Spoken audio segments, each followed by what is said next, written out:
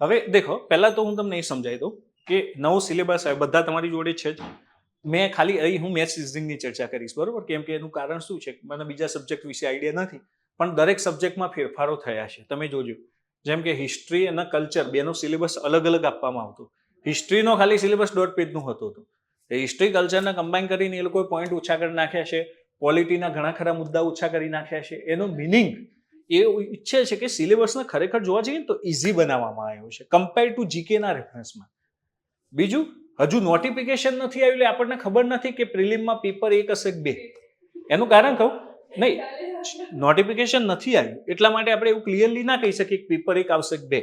પણ સાહેબની તમે ટ્વીટ જુઓ તો 1 by 1 ટ્વીટ ઉપરથી એવું લાગી રહ્યું છે કે જો તમે યુપીએસસીને ફોલો કરો તો કેટલા પેપર જોઈએ? 2. કેમ કે યુપીએસસીની પ્રિલિમમાં તમને ખબર હોય 2 પેપર આવે. એક આવે જીએસ જનરલ સ્ટડી અને બીજું શું આવશે? CSAT, civil service aptitude test. હવે તમને સીસેટની ત્યાં સ્કીમ ખબર છે? ત્યાં શું હોય? સીસેટ 200 માર્ક્સનું હોય. ઓકે, ત્યાં 200 માર્ક્સનું સીસેટ હોય છે અને 200 માર્ક્સના સીસેટમાં કેવું હોય છે? તમે દેખો, 2 કલાકનું પેપર હોય છે, 200 માર્ક્સનું સીસેટ હોય છે અને 200 માર્ક્સના સીસેટમાં ત્યાં 3 હોય છે, 3 સબ્જેક્ટ હોય છે. ત્યાં કયા કયા 3 સબ્જેક્ટ? તો ત્યાં મેથ્સ હોય છે, રિઝનિંગ હોય છે અને ઇંગ્લિશ હોય છે. આ બંને જે ટોપિક છે ને ઇંગ્લિશના ટોપિક છે. ઓકે, એટલે આને તમે કન્સિડર ના કરો. હાલ આ યુપીએસસી નો સિલેબસ છે, ઉપર મેં લખ્યું જો સીસેટ યુપીએસસી નો સિલેબસ છે, આ ઇંગ્લિશના ટોપિક છે. બાકીના આ જે હું 1 2 3 લખું, અહીં આર લખું ને, એ રિઝનિંગના ટોપિક છે. અને પછીના મેં જે એમ લખ્યા એ કોના ટોપિક છે? મેથ્સના ટોપિક છે. ઓકે ઓકે, એ જ સમજાવું છું. જો ઉપરના ઇંગ્લિશના 2 ટોપિકને તમે ઇગ્નોર કરો, આ 3 રિઝનિંગના છે, નીચેના 2 મેથ્સના ટોપિક છે. હવે યુપીએસસીમાં કેવી સ્કીમ હોય છે કે તમારે સીસેટમાં ક્વોલિફાય થવું જરૂરી છે. જેમ કે આ 200 માર્ક્સનું છે પેપર, બરોબર? 2 પેપર હોય છે, એક 200નું સીસેટ હોય અને 200નું જીએસ હોય. આના ઘણા પેપર 1 પેપર 2 એવું કહેતા હોય છે. 200નું સીસેટ અને 200નું જીએસ હોય. હવે આ 200 માંથી તમારે 33% માર્ક્સ લાવવા જરૂરી છે સીસેટમાં. 33% એટલે 66 પ્લસ, 66 અથવા 66 પ્લસ માર્ક્સ લાવવા જરૂરી છે. જો તમે આમાં 66, તમને પેપર બંને આપવા મળશે, પણ જો પહેલું પેપર તમારું કયું ચેક થશે? સીસેટ. જો તમે એમાં 66 પ્લસ લાયા તો જ તમારું જીએસ નું પેપર ચેક થશે. કોઈ કે એમાં જીએસમાં 200 માંથી 200 હોય તો એ ત્યારે જોવાશે જ્યારે સીસેટમાં 66 પ્લસ માર્ક્સ હોય. તમારું કટ ઓફ તો પ્રિલિમનું હોય, આ માર્ક્સ ગણાવવાના નથી ફાઇનલ એક્ઝામમાં. પણ આ લોકોએ સ્કીમ જ એવી રાખી છે કે સીસેટમાં ક્વોલિફાય થાવ તો જીએસનું પેપર ઓપન થાય અને માર્ક્સ તમારું પ્રિલિમનું કટ ઓફ તો ક્યાંથી બનશે? જીએસમાંથી. પછી એમાંથી 200 માંથી 100 હોય કે અલગ અલગ કેટેગરી વાઇઝ અલગ અલગ લોજિક હોય. સમજી ગયા શું કહેવા માંગુ છું? સીસેટમાં આવી સ્કીમ છે. હવે સાહેબે એવું લખ્યું છે કે હજુ આ જે સિલેબસ મૂક્યો ને એમાંય ફેરફારો થવાની સંભાવના છે. ફેરફારો એટલે પેપર સ્ટાઇલ. ઓકે, બની શકે કે જો આપણે યુપીએસસીની પેટર્ન અહીં કરીએ તો આપણને, તમે જુઓ આ જે જીપીએસસીનો આપણને જે સિલેબસ આપ્યો છે એ તમે દેખો, મેં ગુજરાતી જે એમને આપ્યું છે એ લખ્યું છે અને પાછળ ઇંગ્લિશ લખ્યું છે. સેમ ટુ સેમ યુપીએસસી છે. તાર્કિક અને વિશ્લેષણાત્મક ક્ષમતા, તો જો લોજિકલ એન્ડ એનાલિટિકલ એબિલિટી લખ્યું છે આ ત્રીજો ટોપિક. પછી જુઓ નિર્ણય લેવાની તથા સમસ્યાનો ઉકેલ કરવાની ક્ષમતા, decision making and problem solving ability લખ્યું છે. ત્રીજું છે જનરલ મેન્ટલ એબિલિટી, સામાન્ય બૌદ્ધિક ક્ષમતા, general intellectual ability, intellectual mental both are same. પછી અહીં છે બેઝિક ન્યુમેરેસી, મૂળભૂત સંખ્યાત્મક ક્ષમતા એટલે મેથ્સ. ઓકે, અને છેલ્લું છે માહિતીનું અર્થઘટન એટલે જેને આપણે ડીઆઈ કહીએ છીએ, data interpretation. Data interpretation, chart, graph, table, data sufficiency etcetera. Same UPSC જ છે. ઓકે, ખાલી આ જે 5 ટોપિક ખરા 3 ને 2 5 એને શું કરી નાખ્યા છે? ગુજરાતી. હવે બધાએ અલગ અલગ વિડીયો બનાવ્યા, તમે જુઓ તો મોટાભાગના લોકોએ શું કર્યું? કહી દીધું કે તમારે રિઝનિંગ ને મેથ્સ તૈયાર કરવાનું. એવું નહીં. જો મેં ટોપિક વાઇઝ પર્ટિક્યુલર કયા ચેપ્ટરનો સમાવેશ થાય એવું નક્કી કર્યું છે. એના માટે મારે અલગ અલગ દિલ્હીની જે અમુક ઇન્સ્ટિટ્યૂટ હોય તો એ લોકો સીસેટમાં કયા ટોપિકમાં કયા ચેપ્ટર કવર કરે છે એ બધું ઓબ્ઝર્વ કરી જ મેં લખ્યા છે. તમને એમ થાય કે સર તમે નવું લાવો છો તો હવે સાહેબે જે કીધું છે એની ઉપર વિશ્વાસ રાખીને આપણે તૈયારી કરવી પડશે ને ભાઈ. કોઈક ના કરે એ એનો સવાલ છે. આપણે જીપીએસસી ક્લિયર કરવી હોય તો આપણે એ પ્રમાણે ટ્રેન્ડ ચેન્જ કરવો પડશે તૈયારીનો. ઓકે, સૌથી પહેલા દેખો આ જે પહેલો ટોપિક છે, પહેલા ટોપિકની આપણે ચર્ચા કરીએ. આમાં જે આપણને આપેલો છે એની ચર્ચા કરીએ. બરોબર. Logical and analytical ability. તો લોજિકલ અને એનાલિટિકલ એબિલિટીમાં કેટલા ચેપ્ટર આવી શકે? તો મેં તૈયાર કરે છે ટોટલ 14 ચેપ્ટર આવી શકે. પહેલામાંથી આ રિઝનિંગની વાત કરું છું, રિઝનિંગનો ટોપિક છે. Number series, verbal classification, analogies, matching definitions, આ બધા પ્રશ્નો તમને યુપીએસસીમાં જોવા મળશે. Logical problem, statement and assumption, statement and conclusion, cause and effect, logical deduction, letter and symbol series, artificial language, analytical argument, course of action, statement and argument. Okay, તમને યુપીએસસીમાં આ પ્રકારના પ્રશ્નો જોવા મળશે. એ આ ટોપિક અંતર્ગત આવે છે.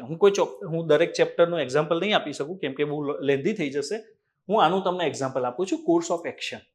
આ બધા ચેપ્ટરોનું ઇમ્પોર્ટન્સ શું હોય? કેમ કે આફ્ટર ઓલ તમે એક અધિકારી બનવાના છો અને અધિકારીની લાક્ષણિકતા શું હોય? Decision power. એક હું તમને સિમ્પલ એક્ઝામ્પલ આપું કે કોર્સ ઓફ એક્શનમાંથી કેવો પ્રશ્ન પૂછી શકે. તમને એક પ્રશ્ન આપ્યો છે, નીચે 4 વિકલ્પ આપ્યા, એમાંથી તમારે ચૂઝ કરવાનું કે ભાઈ તમને કોઈ પ્રશ્ન પૂછ્યો છે કે કોઈ કોલેજ છે, એમાં વિદ્યાર્થીઓના બે જૂથ વચ્ચે મારામારી થઈ છે. કોલેજમાં આવી ઘટનાઓ બનતી રહે અને મારામારીના જૂથમાં અલગ અલગ જૂથના વિદ્યાર્થીઓને સામાન્ય નાની મોટી ઈજાઓ થઈ છે.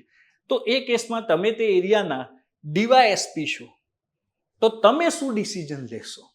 તમને આવો પ્રશ્ન પૂછ્યો, નીચે 4 વિકલ્પ આપ્યા હોય. 4 વિકલ્પમાં પહેલો વિકલ્પ આપ્યો, તમે દરેકને પકડીને જેલમાં પૂરી દેશો. બીજો વિકલ્પ આપેલો હોય કે તમે એ બાબતે ઇન્ક્વાયરી બેસાડશો અને તમે એનું ડિસિઝન લેશો કે ભાઈ ખરેખરમાં પ્રોબ્લેમ શું છે. ઓકે, પછી તમને અલગ અલગ એવા વિકલ્પ આપે જોઈથી તમને ખબર પડી જાય કે ભાઈ કોલેજમાં જે અસામાજિક તત્વો અંદરથી બહારથી આવે છે, જેના લીધે આવી માથાકૂટો થાય છે, એનાથી તમે બચવાનો કોઈ રસ્તો નીકાળશો. તો એ 4 વિકલ્પમાંથી એક વિકલ્પ એવો હોય છે કે જે તમને ખબર પડી જાય. તો કોર્સ ઓફ એક્શન, નિર્ણય લેવાની ક્ષમતા. તો તમે કેવી રીતે નિર્ણય લઈ શકો છો? તમને એવું થાય કે આનાથી શું ખબર પડે? તમારી મેન્ટાલિટી ખબર પડે. ઓકે, આપણી મેન્ટાલિટી ખબર પડે. આપણે જે આપણા બિહેવિયર ઉપરથી આપણી મેન્ટાલિટી ખબર પડે કે આપણે કેવી મેન્ટાલિટી ધરાવીએ છીએ. નોર્મલી અલગ જ હોય. તમે એઝ અ ડીવાયએસપી તરીકે સર્વિસમાં જોઈન થાવ, એઝ અ કોન્સ્ટેબલ તરીકે સર્વિસમાં જોઈન થાવ, તો બંનેની ટ્રેનિંગ અલગ અલગ હોય. બંનેને શીખવાડવામાં પણ અલગ અલગ વસ્તુ આવે. કેમ કે બંનેના રોલ અલગ અલગ છે. હું એવી કમ્પેરિઝનમાં નથી પડવા માંગતો કે આ નોકરી સારી ને આ નોકરી ખરાબ, પણ બંનેના રોલ અલગ અલગ હોય. એટલા માટે આવા ચેપ્ટરોનો સમાવેશ કરવામાં આવ્યો છે. આ બધા કઈ ચેપ્ટર ભારે નથી. આ 9 થી 14 આપણે ધારીએ તો 2 જ કલાકમાં ભણી શકીએ, પણ ચેપ્ટર સમજવા જરૂરી છે. સમજ્યા હું શું કહેવા માંગુ છું? ઓકે, આ 14 ટોપિક આ પહેલા ટોપિકમાંથી આવશે. બીજી વાત કરું, બીજા નંબરનો ટોપિક છે નિર્ણય લેવાની તથા સમસ્યાનો ઉકેલ કરવાની ક્ષમતા. આ તો જીપીએસસી એ પૂછ્યા છે. Decision making and problem solving ability. આ યુપીએસસી નો સૌથી ફેવરેટ ટોપિક છે. બહુ બધા પ્રશ્નો જોવા મળશે તમને. હું તમને એક સિમ્પલ એક્ઝામ્પલ આપું. યુપીએસસી પૂછેલો પ્રશ્ન મને યાદ છે. તમને એમ થાય કે તમે એક સામાન્ય વ્યક્તિ છો, રેલવે સ્ટેશન ઉપરથી પસાર થઈ રહ્યા છો અને રેલવે સ્ટેશન ઉપર પ્લેટફોર્મ પર એક ટ્રેન ઊભી છે. ટ્રેનમાં એક વ્યક્તિ બેસેલો છે, એ બારીમાંથી થૂંકે છે. ભૂલથી એ થૂંક તમારા પગ ઉપર પડે છે. એ તમને સોરી કહે છે. તો તમે શું કરશો? નીચે 4 વિકલ્પ આપ્યા છે. પહેલું, તમે તેના પગ ઉપર થૂંકશો. આવા વિકલ્પ હતા. ઓપ્શન બી, તમે તેને થૂંકેલું સાફ કરાવશો. ઓપ્શન સી, તમે તેને પકડીને રેલવે પોલીસને જમા કરાવશો. અને ઓપ્શન ડી, તમે તેને કડક ભાષામાં સૂચના આપશો કે ભાઈ આ રીતે થૂંકવું યોગ્ય નથી, થૂંકદાનીમાં થૂંકવું જોઈએ. કેમ કે એને સોરી કીધું છે, ભૂલથી થયું એ બની શકે. કોઈ કે અમે સર આ 5મો વિકલ્પ ચૂઝ કરી જે આપ્યો નથી તમે. તમારો વિકલ્પ અલગ હોય મને ખબર છે, પણ ત્યાં આપણે કહેવાનો મિનિંગ શું છે કે મગજ ઉપર કંટ્રોલ રાખવાનો. બરાબર? એટલે આવા જનરલ બેઝ પ્રશ્નો પૂછાય છે. તમારે સર આમાં મજા આવે પણ પ્રેક્ટિસ કરવા જરૂરી છે. આ બધા પ્રશ્નો પૂછાયેલો પ્રશ્ન છે, ખબર પડી? આવા જનરલ તમને સિચ્યુએશન્સ બેઝ આપ્યા હોય, પણ ઘણા શું એગ્રેસિવ કે અમે એને રેલવે પોલીસને જમા કરી દઈશું. આટલી મેટરમાં પોલીસ એને ના પકડી જાય ભાઈ, અને એ સોરી બોલવા તૈયાર છે, માફી માંગવા તૈયાર છે. સમજ્યા તમે? એટલે આ બધા સિચ્યુએશનલ બેઝ ક્વેશ્ચન હોય છે. Decision making in government service, decision making for good governance. આ 2 ટોપિક આમાંથી આવશે. અને આપણું જે મેઇન જે નોર્મલ રિઝનિંગ છે, જે અત્યારે આપણે ભણી રહ્યા છીએ, એ સામાન્ય બૌદ્ધિક ક્ષમતા. અત્યારે હું પહેલા 3જા ટોપિક ઉપર કવર કરી રહ્યો છું, પછી બીજો ને પહેલો જોઈશું. બીજો પહેલો બહુ મોટો ટોપિક નથી. ઓકે, જેમાં અહીંથી શરૂ કરીએ. જો Silox, Venn diagram, analogy, puzzle, classification, arithmetic reasoning. Arithmetic એટલે પેલા તમને કહો સર્કલ આપ્યું હોય, ટ્રાયેંગલ આપ્યો હોય, એમાં સર્કલ પ્લેયર માટે હોય, ટ્રાયેંગલ સાયન્ટિસ્ટ માટે હોય, સ્ક્વેર તમને આપ્યું હોય એ કોઈ એથ્લેટ્સ માટે હોય. પછી તમને પૂછે કે ભાઈ એવા કેટલા પ્લેયર છે જે એથ્લીટ છે સાયન્ટિસ્ટ છે. ઓકે, એ એરિથમેટિક રીઝનિંગ. અથવા તો પેલા એવા પ્રશ્નો આવે, તમને ખબર છે કે ટોટલ 100 વિદ્યાર્થી છે, એમાં 30 લોકો ગણિત બોલે છે, ગણિત ભણે છે, 50 લોકો વિજ્ઞાન ભણે છે, બંને કેટલા ભણે છે, કેટલા નથી ભણતા. એરિથમેટિક રીઝનિંગના પ્રશ્નો છે. Blood relation, series completion, cube and dice, sitting arrangement, direction sentence, data sufficiency, inequality, number puzzle, mathematical operation, ranking test, calendar, clock, coding decoding, counting the figures. Okay, આ 20 ને 22 22 ને 14 36 ટોપિક થયા ખાલી રિઝનિંગમાં. પ્રોપર યુપીએસસી આપણે GPSC નો syllabus ભણવું હોય તો, બાકી આ 10 દિવસમાં પૂરું થઈ જાય જો કરવું હોય તો. સમજે? એટલે પણ એ આપણી ઉપર છે કે આપણે એને કેવી રીતે ભણીએ. કેમ કે મેથ્સ અને રિઝનિંગ એક જ વખત વ્યવસ્થિત ભણવાવાળા સબ્જેક્ટ છે. આને વારંવાર ભણવાનું ના હોય, એકવાર ભણી પછી એની સારી પ્રેક્ટિસ જ કરવાની હોય તમારે. ઓકે, તો આ 3 મેથ્સના ટોપિક, રિઝનિંગના ટોપિક હતા. હવે આ મેથ્સના ટોપિક છે. મૂળભૂત સંખ્યા ક્ષમતા, બેઝિક ન્યુમેરિકલ એબિલિટી, આખું મેથ્સ આવી ગયું. કંઈ પણ પૂછી શકે તમને. ઓકે, ટોટલ કેટલા ટોપિક છે? 24 ટોપિક છે. બરોબર. આમાં દેખો અત્યાર સુધી મિક્સર એન્ડ એલિગેશન ને બધું સુપર મીન્સ કે ક્લાસ 3 માં એમાં નહોતા પૂછતા, પણ હવે યુપીએસસીમાં મિક્સર એન્ડ એલિગેશન ને એના પ્રશ્નો પૂછે છે, તો આપણે તૈયાર કરવા જોઈએ. Arithmetic and geometric progressions, data sufficiency, algebra, આ ટોપિક તમારા નવા. બાકી આ બધા તો બેઝિક ટોપિક છે, મારે આ બધી ચર્ચા ના કરવાની હોય. ભાઈ તમારે પાવર ઇન્ડાઇસિસ એન્ડ સર્ટ્સ ને કરવાનું છે, ઘાતાંક, પ્રોફિટ લોસ, આ બધા તો કરવાના જ છે, બેઝિક ચેપ્ટર છે. ઓકે, એટલે તમે જો બાકી બધામાં સિલેબસ ભલે ઓછો કર્યો, આમાં સિલેબસ વધાર્યો છે.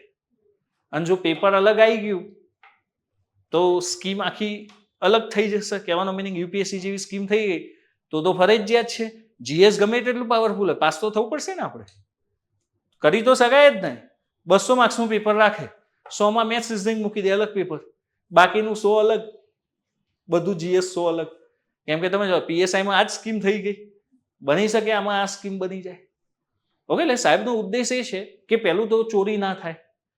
બરોબર, કે ભાઈ મેથ્સ રિઝનિંગનું પેપર હોય, એમાં તમને ખબર હોય ચોરી કરવા આપીએ તો એ બધાને ના આવડતું હોય, અને એમાં 1-2 નું પેપર હોય, પઝલ જેવો પ્રશ્ન હોય, ઘણી ક્લાસમાં એક જણનો જવાબ આવતો હોય, અને આમાં તો તમે એકબીજાને ઓળખતા ના હોય, કોને ખબર પ્રશ્ન સાચું ખોટું.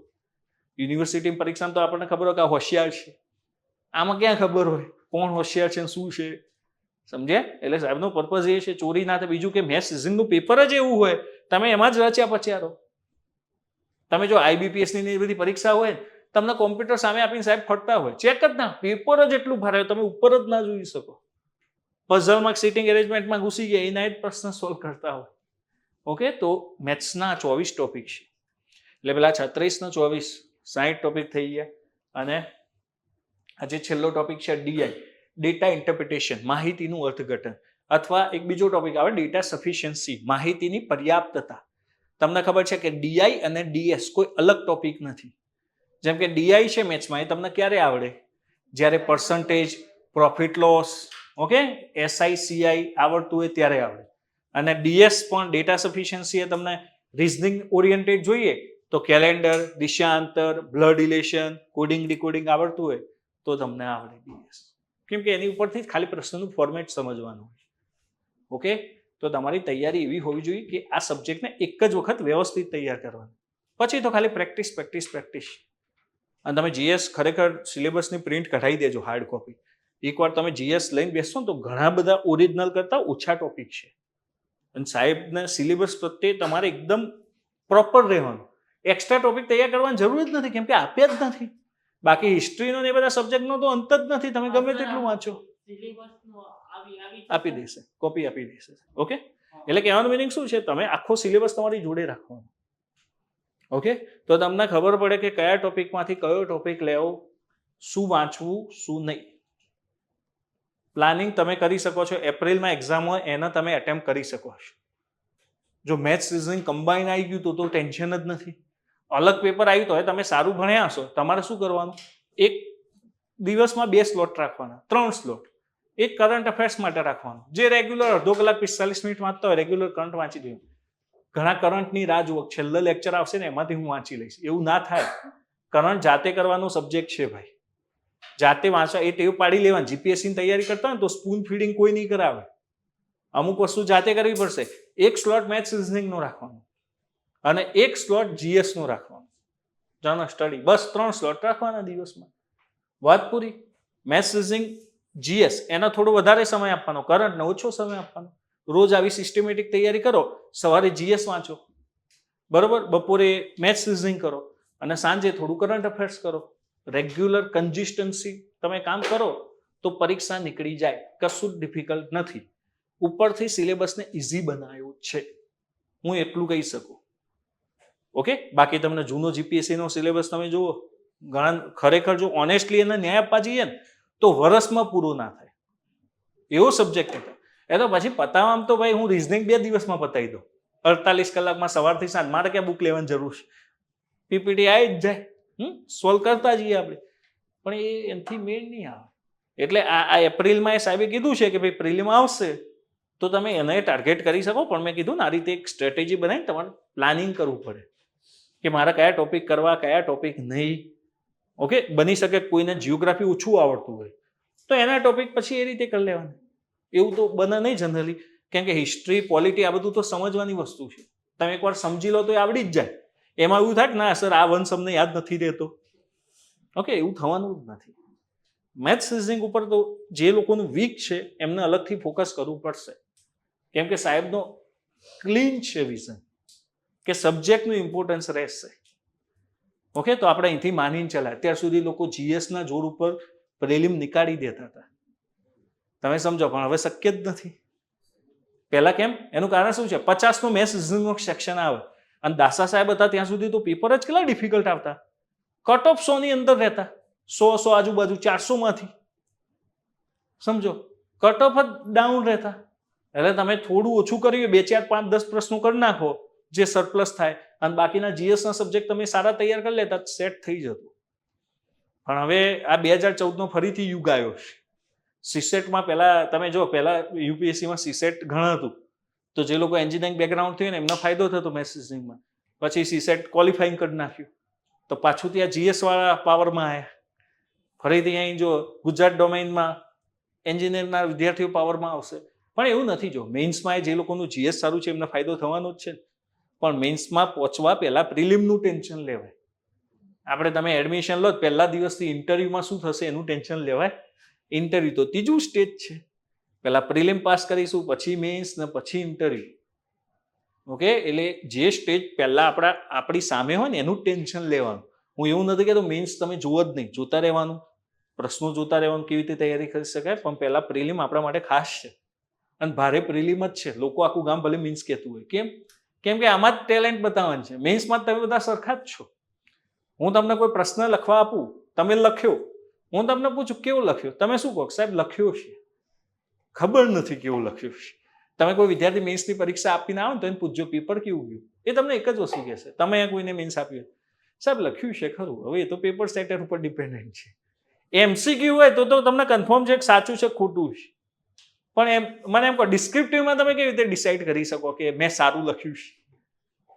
તમારા પર્સપેક્ટિવમાં એ સારું છે, પેપર સેટરના પર્સપેક્ટિવમાં એના જે મુદ્દા જુઓ છે તમે નથી લખ્યા, પતી. ઓકે, એટલે મેઇન્સમાં બધા સરખા છે. ત્યાં પછી તમારી લખાણ શૈલી, ઓકે, તમારી સ્પીચ, તમારું કન્ટેન્ટ, તમારું રીડિંગ, આ બધું મેટર કરશે. અને ત્યાં બધા ખુલ્લા ગ્રાઉન્ડમાં છે, જેને જેમ લખો એમ લખી શકાય.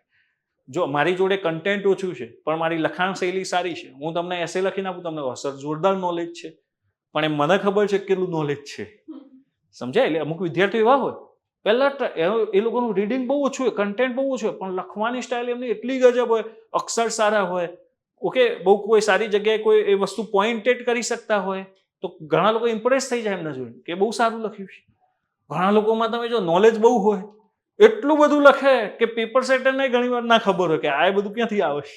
રહેવા દે ભાઈ, ખબર જ હોય જનરલી, પણ એ ખુદ કન્ફ્યુઝ થઈ જાય કે આ બધા ડેટાની ક્યાં જરૂર છે. એટલે નથી બહુ વધારે ખબર હોવાની, નથી બહુ ઓછું ખબર હોવાની, પરફેક્ટ.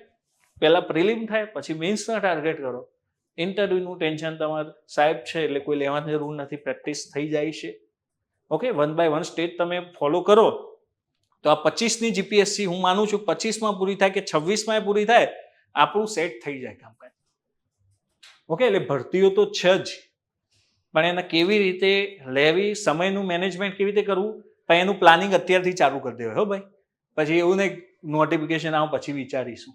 આ બજેટ જેવું કામ છે, એડવાન્સમાં કરવું પડે. ઓકે, આપણા દેશનું બજેટ એવી રીતે બનાવીએ, પહેલા પૈસા વાપરી નાખીએ અને પછી બજેટ બનાવી, હિસાબ જ ના મળે. તો તમારે અત્યારથી પ્લાનિંગ કરવું પડશે. તમે મગજમાં નાખી દીધું ચલો સાહેબે એપ્રિલમાં કીધું 30 એપ્રિલે પરીક્ષા છે, તો આજથી કેટલા દિવસ બાકી રહ્યા, મારા સિલેબસ પ્રમાણે કયા કયા સબ્જેક્ટ તૈયાર છે, ક્લાસમાં તો જ્યારે ચાલશે ચાલશે, આપણે જાતે તો તૈયાર કરીશું. ઓકે, એ તો જ્યારે તારીખ આવી જશે સાહેબ 4 કલાકના લેક્ચર કરી નાખશે. ક્લિયર? એટલે પ્લાનિંગ બહુ ઓછો સમય છે, એટલે દિવસ નહીં બગાડવાનો. ઓકે, શનિવાર આવ્યો રવિવાર આવ્યો તો બધું આવતું જ રહેશે દર વખત. એક જ વખતે ખાલી ઇન્ટેન્સ વાળી તૈયારી કરીને તમે આપો. આ હું કોઈ મોટિવેશન નથી આપતો, પ્રેક્ટિકલ વાત કરું છું. વ્યવસ્થિત તૈયારી કરીને આપો, પહેલા ટ્રાય તમે ઇન્ટરવ્યુ સુધી તો પહોંચી જ જશો. ઓકે, બની શકે કે ભાઈ કોઈ જગ્યાએ કોઈ ફેઝમાં આપણું કામ એટલું સારું ના રહ્યું, બીજી વખત ચાન્સ મળે. મોટાભાગના વિદ્યાર્થીઓને બીજી વખત ચાન્સ મળે છે. બહુ ઓછા એવા વિદ્યાર્થીઓ જે પહેલા ટાઈપ પ્રિલિમ મીન્સ ઇન્ટરવ્યુ કાઢી લેતા હોય છે, પણ એ ક્યાંક ના ક્યાંક તૈયારી એમને કરેલી હોય છે. અને કોક ભાગ્ય જેવું હોય જે પહેલી વાર જેને જીપીએસસી નું નામ જ ના સાંભળ્યું હોય, પહેલી વાર આવ્યો હોય, એ બોર્ન ઇન્ટેલિજન્ટ હોય ભાઈ. ઓકે, સારી સ્કૂલમાં ભણે, ઇંગ્લિશ પાવરફુલ હોય. તમે જો કે ઘણાનું બહુ ગ્રાસ્પિંગ પાવર બહુ સારો, એકવાર વાંચી લે યાદ રહી જાય. લેખન કાર્ય સારું હોય, એક્ટિવિટીમાં પાવરફુલ હોય, તો એ લોકો પહેલી ટ્રાયમાં નીકાળી દે છે. બીજી ટ્રાયમાં નીકાળવી કોઈ ખરાબ બાબત, એકે ટ્રાયમાં નીકાળવી ખરાબ બાબત નથી. નોકરી મળવી ઇમ્પોર્ટન્ટ છે. તો વેકેન્સી તો છે જ, બધું જ છે. અને હવે તમે જુઓ સિલેબસ નવો આવ્યો ને એટલે બધા નવા થઈ ગયા. અત્યાર સુધી શું હતું, 4-5 વર્ષ સિલેબસ સેમ રહ્યો. દાસા સાહેબ ત્યારથી સિલેબસ તો 2-3 વર્ષના અમુક વિદ્યાર્થીઓ એવા હતા જેમને ઘણી બધી વખત તૈયાર કરી લીધું હતું. તો એમના માટે હવે નવું ફેઝ આવ્યું. એટલે હવે મેદાને નવું છે, ખેલાડીઓ એ નવા છે. જે બાજી મારી જાય એમનું કામ છે. આમાં જૂના વિદ્યાર્થીઓ નહીં ચાલે. જૂના વિદ્યાર્થીઓની જીએસ પાવરફુલ છે, પણ એ અત્યાર સુધી મેથ્સ રીઝનિંગ ખુલતા જ નહોતા. સમજ્યા? એટલે હવે તમારા બધા માટે સેમ ઓપોર્ચ્યુનિટી છે. અને એવું નહીં વિચારવાનું હું ના કરી શકું, હું કરી, બધું થઈ શકે. સિસ્ટમેટિક તૈયારી કરો, થઈ જાય આરામથી, કશું જ ડિફિકલ્ટ નથી. પણ મેં તમને શું કીધું, તૈયારી કરવા વાળો વિદ્યાર્થી હોય ને કદી એક્સક્યુઝ ના કરે. સાહેબે કામ આપ્યું, ઓકે ડન છે સાહેબ, થઈ જશે, બાકી કહો. પછી એમને એક સર્વરને ટાઈમ નહોતો મળ્યો, મારા કઝિનના મેરેજ હતા, ફલાણું હતું, એ તો બધું આવતું રહેશે ભાઈ. Complete regular Saturday Sunday doesn't matter, holiday હોય, આપણી તૈયારી થવી જોઈએ. પણ એને પ્રાયોરિટી આપવી પડે. પછી ઘણા કંઈક ના સર મારા જોબનો ટાઈમ છે, મારે યોગનો ટાઈમ છે, તો એ બધું બાજુમાં હોય પછી. ઓકે, પછી આને તમે ઓપ્શનલ બનાવો તો પરીક્ષાએ તમને ઓપ્શનલ જ રાખશે. પ્રાયોરિટી એટલે પ્રોપર તમારું ફોકસ આની ઉપર જ. એવું જ ઘરે વાત કરી લેવાનું ભાઈ વર્ષ સુધી મને ડિસ્ટર્બન્સ ના જોઈએ, મને એક ટાઈમ આપી દો, હું એ ટાઈમમાં રિઝલ્ટ લઈને બતાવીશ. તો ઘરવાળાએ સમજે કે ના ભાઈ વ્યવસ્થિત તૈયાર થાય છે. સવારથી સાંજ એક જ જગ્યા. ઓકે, કોચિંગથી લાઇબ્રેરીથી ઘરે, પૂરું એક જ વખત પહેલા જ ટ્રાયમાં નીકળી જાય, આરામથી તમે આપો. એટલે મારો કહેવાનો મિનિંગ સિલેબસ એટલો ડિફિકલ્ટ નથી જે તમને હેરાન કરી શકે. ક્લિયર? તમે જો વિચારી શકો તો કરી શકો, પણ પ્લાનિંગથી કામ કરવું પડશે, આડેધડ નહીં. ઘણા શરૂઆતમાં અમે કીધું ને એટલે 4 દિવસ તો ધૂમ મચાવશે, 10-10 કલાક વાંચશે, આમ પછી 10 દિવસ બુક દેખાશે નહીં. એનો એ આ બધું કેવું જીમ ડાયટ આ બધું ડિસિપ્લિનની વસ્તુ છે. ડિસિપ્લિનથી કરો તો જ રિઝલ્ટ મળશે. અને આ કેવું હોય 1-2 વર્ષનું ટાઈમ પીરિયડ સાથે જ હોય ભાઈ, કે ભાઈ તૈયારી કરી, ઓકે નીકળી ગયા, ઇટ્સ ઓકે. બાકી ભાઈ પ્લાન બી આ વર્ષો સુધી ના મળવાનું હોય. હું અહીંથી નીચે ઉતર્યો, ઘણા 8 વર્ષથી તૈયારી કરતા મને મળે છે નીચે, અહીં જ છે. અને એટલા પ્રાઉડલી મને બોલાવે છે, સાહેબ ઓળખાણ પડી, હું 2016નો વિદ્યાર્થી છું. મેં કીધું ના નથી પડી, મારા માટે ખરાબ બાબત છે દોસ્તો, હજુ પાસ નથી થયું. એટલે આ ફિલ્ડમાં સિનિયર હોવું ને એ અઘરું છે. બીજા બધા ફિલ્ડમાં સિનિયર હોવું એટલે પ્રાઉડ સમાન છે, પણ આ ફિલ્ડમાં સિનિયર હોવું, તમને કોઈ પૂછે શું કરો છો, તૈયારી. ગાંધીનગરમાં કેટલા લોકો તૈયારી કરે છે, આ ટેક્સ સાથે કેટલા ફરે છે, જીપીએસસીની તૈયારી કરીએ છીએ, સારી બાબત છે, પણ એનું રિઝલ્ટ મળવું જોઈએ. જીપીએસસીને કરો એટલીસ્ટ ડીવાયએસઓ એસટીઆઈ નીકળી ગઈ ઇનફ છે. ડીવાયએસઓમાં ને એસટીઆઈમાં રહીને ઘણા આમ પછી તમે જોજો ડીવાયએસઓ એસટીઆઈ નીકળી જાય પછી તમે પ્રિલિમની તૈયારી જ નહીં કરો. તમને ખબર છે કે આગળના 20 દિવસ તમે પકડી લેશો શું શું કરવાનું છે. ઓકે, ડીવાયએસઓ એસટીઆઈ અને જીપીએસસીમાં પાસ થનાર લિસ્ટના વિદ્યાર્થીઓ તમે કોમન કાઢજો, ઓલમોસ્ટ કોમન હશે. કેમ કે એમને ખબર છે કે શું કરવાનું છે પ્રિલિમ માટે. ખાલી મેઇન્સ માટે જ એમને ફોકસ કરવાનું છે, એની સ્ટ્રેટેજી અલગ બનાવવાની છે. અને ઇન્ટરવ્યુ હોય તો ઇન્ટરવ્યુ. ઓકે, એટલે શું છે કે આપણે આ જ વખતની ટાર્ગેટ કરવાની. ઘણા પછી કે 2026માં આવશે, 25માં શું તકલીફ છે, આ નજીક છે એને જ પકડી લો ને ભાઈ. 26માં આવશે કે નહીં, 26માં તો આપણે જીવતા છીએ કે નહીં એ નથી ખબર ના આપણને. જીપીએસસીનું કંઈ આપણે ઉતાવળ કરીશું ભાઈ. એટલે સિંગલ ટાર્ગેટ. જે લોકો જોબ મીન્સ કે પર્ટિક્યુલર કોલેજ કરે છે, અત્યારથી જેટલી નાની જોબ એ જે તમને જોબ મળશે એટલો બેનિફિટ છે, હું એટલું કહી શકું. પછી એ જ વધવાથી એ જોબ મળે તો સારી જ વસ્તુ છે, પણ પછી બીજા બધા બેનિફિટ ઓછા થઈ જાય. તમે પ્લાનિંગ કરી શકો કે આગળ પછી મારે શું કરવું. અને એકલી જોબ જ થોડી છે જિંદગીમાં, પેશને છે ને. તમારે કંઈક શોખ હોય, ગોલ્ફ રમવા જતા હોય, ક્રિકેટ રમવા જતા હોય તો એનોય ટાઈમ કાઢી શકો. કે ના ખાલી ભણવાનું વાંચવાનું જ છે, ગાંધીનગર બહાર જવાનું જ નથી, એવું એ નથી. ઓકે, લાઈફ બહુ મોટી છે, પણ આ બધું પ્લાનિંગ ત્યારે કરી શકાય કે આપણે સેટલ હોઈએ. સેટલ ના હોય શું કરવાનું? બધા સ્ટ્રગલ અહીં છે. એટલે એકવાર ગયા પછી આગળનું વિચારી શકાય, તમે કામ કરી શકો. ઓકે, સિલેબસને લઈને કોઈ સવાલ છે મને એમ? બીજું તો આ ટોપિક મેં કીધા, એ ટોપિક ભણવાના છે.